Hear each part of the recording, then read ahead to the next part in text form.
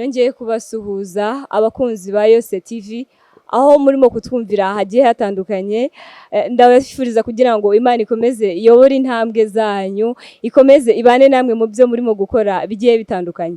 Nje ndi niyo nkuru Karine, rero nagarutse kuri YOSE TV. Uretse kuba ndi mushya muri aka kanya, tugiye kwakira umutumirwa mushya, tumenye ese ninde, tumenyeho n'ibindi bigiye bitandukanye. Reka tumwakire kuri YOSE TV. Uramutse neza? Uramutse. Amakuru y'iminsi? Amakuru ni meza. Yego, mwatangira mwibwira abakunzi bacu ba YOSE TV? Amazina yanjye ni Dukeshimana Pasha, nkaba ndi umunyeshuri muri Kaminuza y'u Rwanda ishami rya Nyagatare, nkaba niga mu mwaka wa 4 ubuvuzi bw'inyamaswa n'amatungo. Yego, ni karibu kuri YOSE TV. Sawa, murakoze cyane. Yego, ariko urasa neza, umeze neza? Sawa, murakoze cyane. Yego, none se uretse wenda kuba muri abanyeshuri, nta bindi bintu mwaba mukora wenda after class, nta zindi activities mwaba mukora wenda zitajyanye n'ishuri? Okay, murakoze cyane. Wenda ikindi dukora nyuma y'ishuri nuko ndi perezida wa initiative cyangwa se campaign yitwa Pad Girl Initiative. Nibyo bintu dukora nyuma y'ishuri. Yes. Nahari mbikumojeho, ariko hari urubuga rwawe nigeze mbibonaho, ndavuga nti byanga bikunze bakamumbona na kuri YOSE TV akatubwira ibintu bigiye bitandukanye kuri iyo campaign yanyu. Ese wenda iyo campaign yanyu watubwira ni campaign iki, watumara amatsiko nk'abakunzi ba YOSE TV? Okay, urakoze cyane. Pad Girl Initiative ni campaign twakoze yo kugira ngo dukusanyirize amakotex abana 100 bo mu karere ka Burera. Izo kotex twayabonye hari abana bafite ikibazo cy'uko bagera mu gihe cy'imihango, abana babakobwa, noneho kubera kutabugira ubushobozi bwo kwigurira amakotex cyangwa se amapads, bigatuma basiba ishuri ntibajye ku ishuri. Tugira igitekerezo cy'uko twabakorera fundraising cyangwa se twabakusanyiriza amafaranga yo kubagurira kotex. Kugeza ubu ngubu turi gukorera fundraising abana 100, ubwo ni ukuvuga ngo tuzabashakira kotex 200, buri mwana azatumuha kotex zimumaza umwaka wose. Ubwo n'amezi 12. Ni icyo kintu kindi kiri inyuma y'ishuri nkoramo, no gukora iyo fundraising. Ni byiza cyane Pasha, iyo campaign ni nziza cyane, ariko nge ndumva wagira ngo ni project. Ese nibyo? Yego, ni project. Ni project. Yes, in project. Iyo campaign se cyangwa iyo projet yanyu, urabona mu gihugu cyacu hari ahantu hagiye hatandukanye. Ese hari akarere, hari ahantu runaka mwarayitangiriye cyangwa mubikora mu gihugu cyacu cyose nyine bisanzwe? Wadusobanura ukatumara amatsiko nka YOSE TV. Okay, kugeza ubu ngubu kubera ko ikibazo twe twakibonye mu karere ka Burera, twabigiriye uruzinduko, niho hantu hambere twatangiriye mu karere ka Burera. Nabo bana 100 tuzafasha no mu karere ka Burera, kereka wenda nyuma n'ibyaguka tukaba twatekereza ko twakora no mu tundi turere, ariko kugeza ubu ngubu project iri gukorera mu karere ka Burera gusa. Wow, ni ibintu byiza cyane, ariko umuntu yakongera kibaza ati kubera iki mwaselectinze akarere igihugu cyacu cy'u Rwanda kigizwe n'uturere tugiye dutandukanye? Ese ni ukubera iki mwahise muvuga muti reka tujye muri kariya karere? Ni ukubera iki? Niko mwabonye ko ariho bikenewe? Watumara amatsiko nka YOSE TV. Okay, urakoze cyane. Ngewe n'abashuti banjye turi gukorana campaign b'abakobwa 2. Impamvu twahisemo akarere ka Burera nuko tujya kwa selectinga twe twatembereyeyo, noneho mu gihe turi gutembera tubona abana batagiye ku ishuri, bari kumwe n'ababyeyi babo mu mirima, ari igihe cyo kwiga. Turibaza se abo bana ko ari igihe cy'ishuri bakaba batagiye ku ishuri, bimeze bite? Approaching umwana umwe, turamwegera turamubaza se kubera icyo utagiye ku ishuri. Arangije atubwiza ukuri, atubwira ko buri gihe ari mu mihango atajya ajya ku ishuri.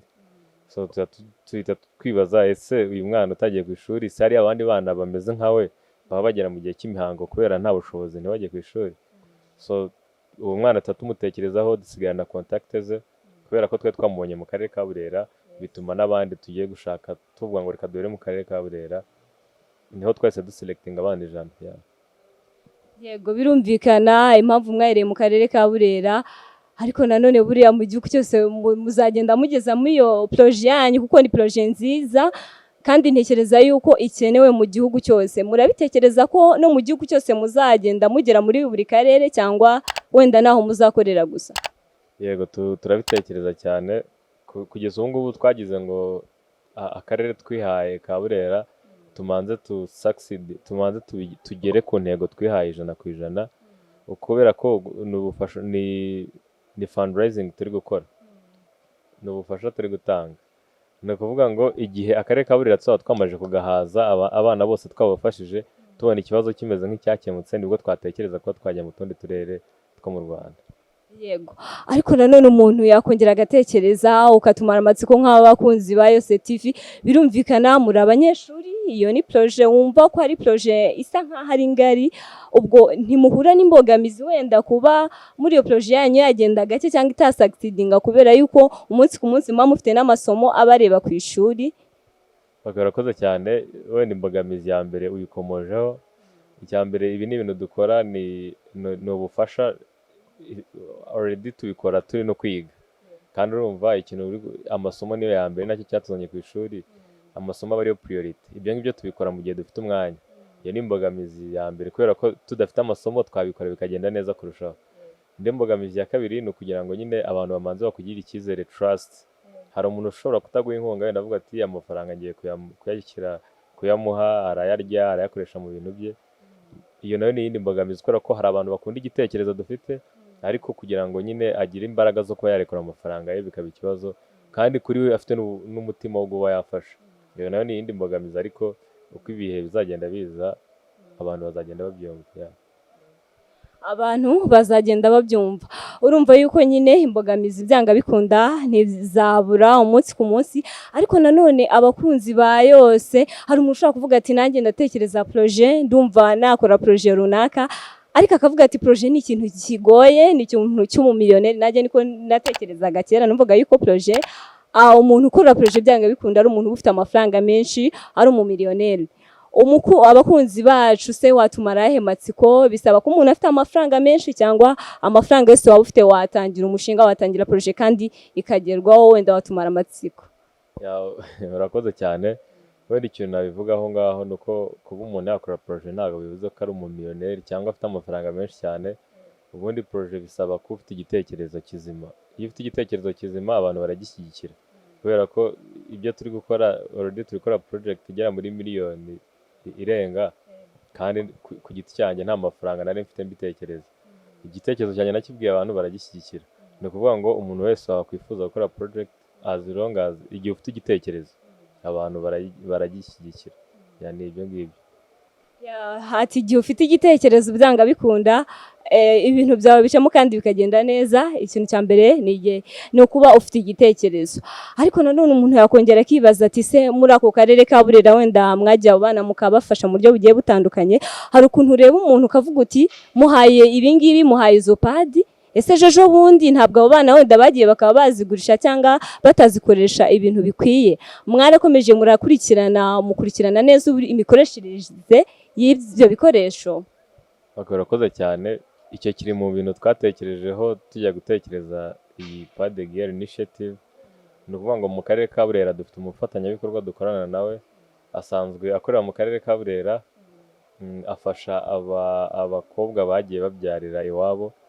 Ni ukuvuga ngo bafite ahantu bakorera, bafite inzu nini cyane, aho turagenda kotegisi tukazishyirayo, noneho abo bana bari kuri lisite uko ari 100 buri kwezi kwagera akagenda akayifatayo akayikoresha.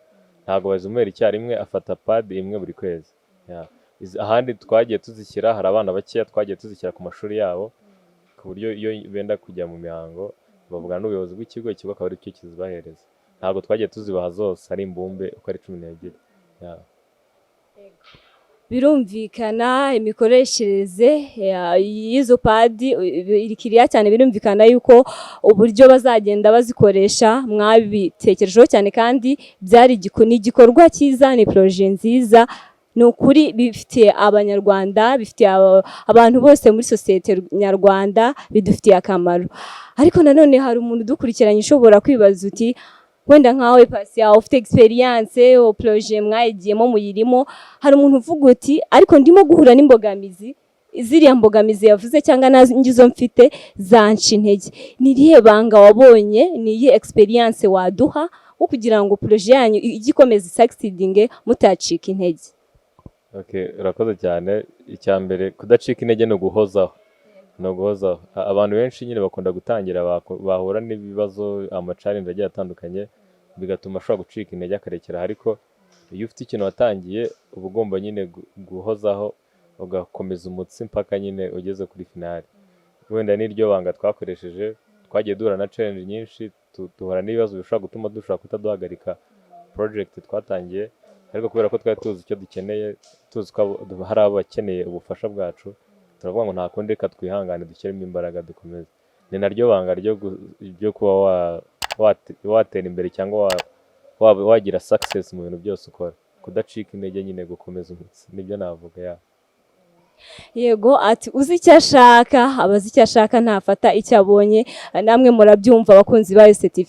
Ariko nanone projet burya ni ikintu gihambaye mu buryo bwa financing, wenda wadusobanuriye. Ariko nanone umuntu akongera kiyoza ati ndatangira projet ariko mfite skills zirenze, ariko mfite umuntu uranyigira umushinga. Ese wenda mu buryo bijyanye na skills nta bisaba ko umuntu ari umuhanga, bisaba ko ufite abantu baragufasha gutangira iyo projet? Watumara amatsiko abakunzi ba YOSE TV. Urakoze cyane kuri icyo cya skills. Ni ukuvuga ngo wenda tuvuge urugero nkanjye, ino fundraising twayikoreye ku rubuga bita Save Plus. Ni platform yitwa Save Plus, ni y'abanyarwanda. Abantu bajya batanga inkunga ku ma platform yandi nka zitwa za GoFundMe, zitwa za Indiegogo, bazi uburyo zikora nayo ni kwikora.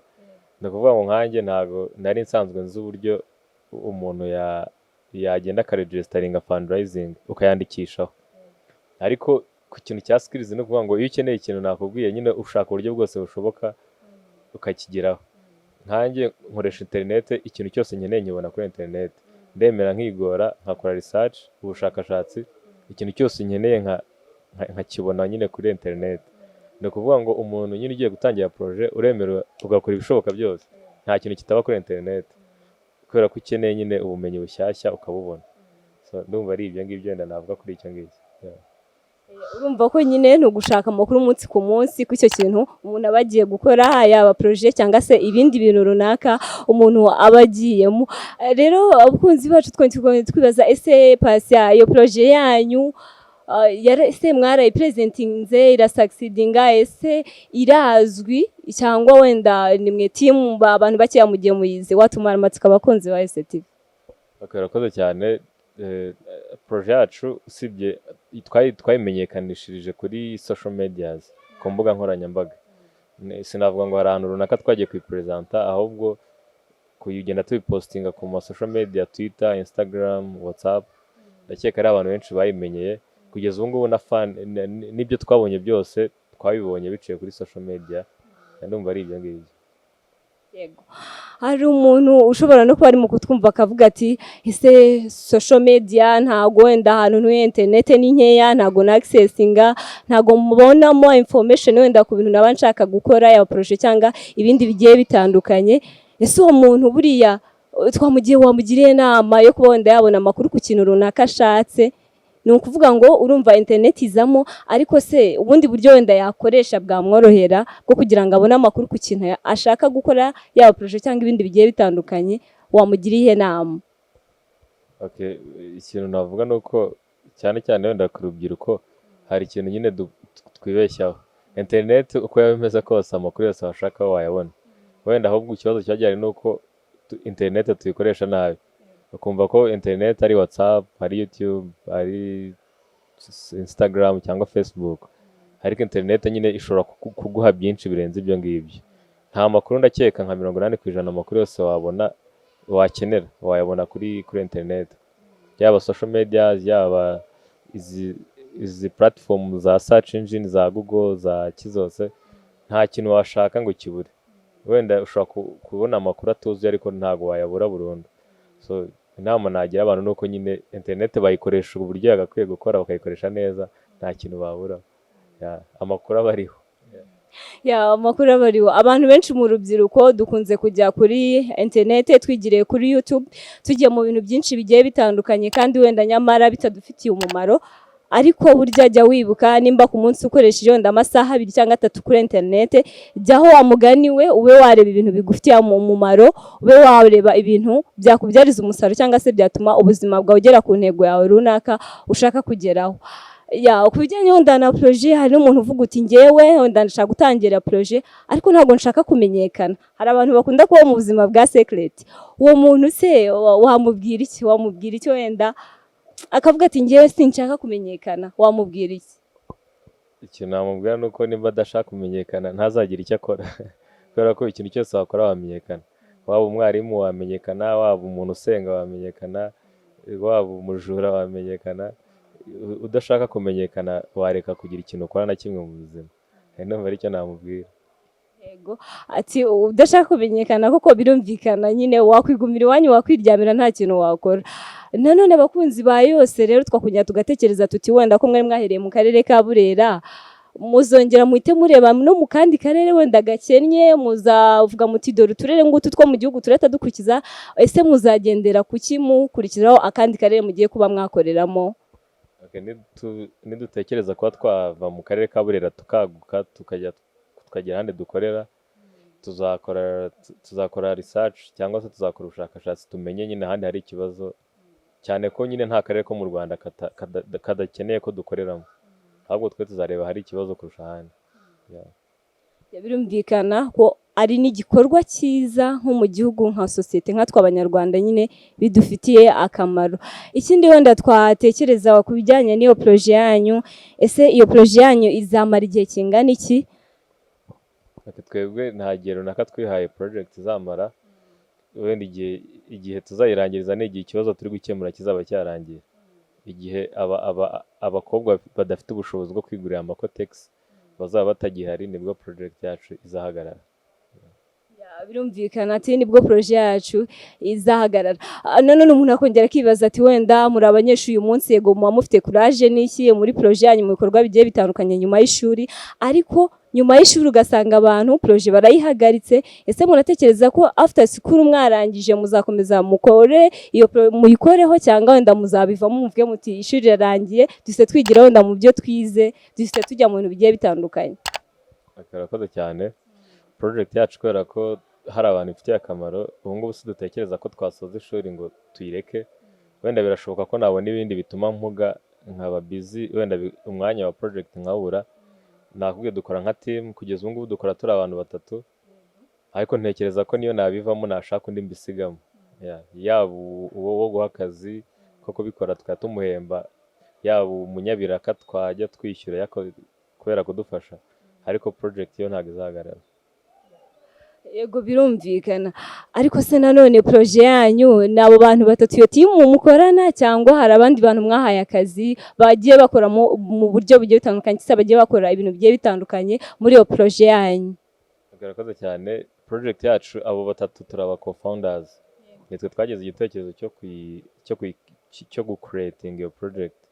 No kuvuga ngo abo ngabo nibo mbara nkaho aribo bantu babikoraho umunsi ku munsi, ariko wenda se nakwirengagiza n'abandi bantu dukorana. Wenda mvuga ko duha akazi nk'uruganda ruduha izo cotex, turabishyura tubaha amafaranga, abo ni abakozi bacu. Hari abo dukorana mu matransport batransportinga cotex bazijyana mu karere ka Burera, n'abandi benshi. Abo bose ndi kubabara, abo dukorana umunsi ku munsi ni 3. Ni 3. Urumva yuko wenda mu buryo butandukanye uko muzagenda mwaguka wenda muzagenda muhereza abantu bagiye batandukanye akazi. Umuntu yakongera agatekereza ati se wenda iyo projet hari uburyo mutekereza muzayagura mu gihe runaka, cyangwa uko murimo gukora uko mungana murumva ko ariko mwakomeza gukora? Bakarakoze cyane. Twebwe dukora bitewe n'inkunga dufite, kuvuga ngo uko inkunga izajya igenda yiyongera natwe project izagenda yaguka. Wenda numva aricyo navuga muri make. Yego, kandi nanone burya projet yanyu ni nziza cyane, dufitiye akamaro nk'abanyarwanda, sosiyete nyarwanda. Ni projet nziza cyane, kandi Pasiya turagushimiye cyane kuba wemeye kuzanga muri studio za YOSE. Murakoze cyane, nanjye nishimiye kuba ndi muri studio za YOSE. Nabwira abantu bayikurikirana gukora subscribe, bagakomeza kurikirana ibiganiro byanyu. Murakoze. Yego, murakoze cyane. Tutishiza ko n'ubutaha nitugukerera uzongera ukaza. Ni karibu kandi nisanga cyane. Murakoze cyane, nimunkenera nzaboneka. Murakoze cyane. Nanone ndabibutsa kora subscribe, share kugira ngo tujye tubana nawe 5 kuri 5 inkuru n'ibiganiro byacu bya YOSE TV. Bye.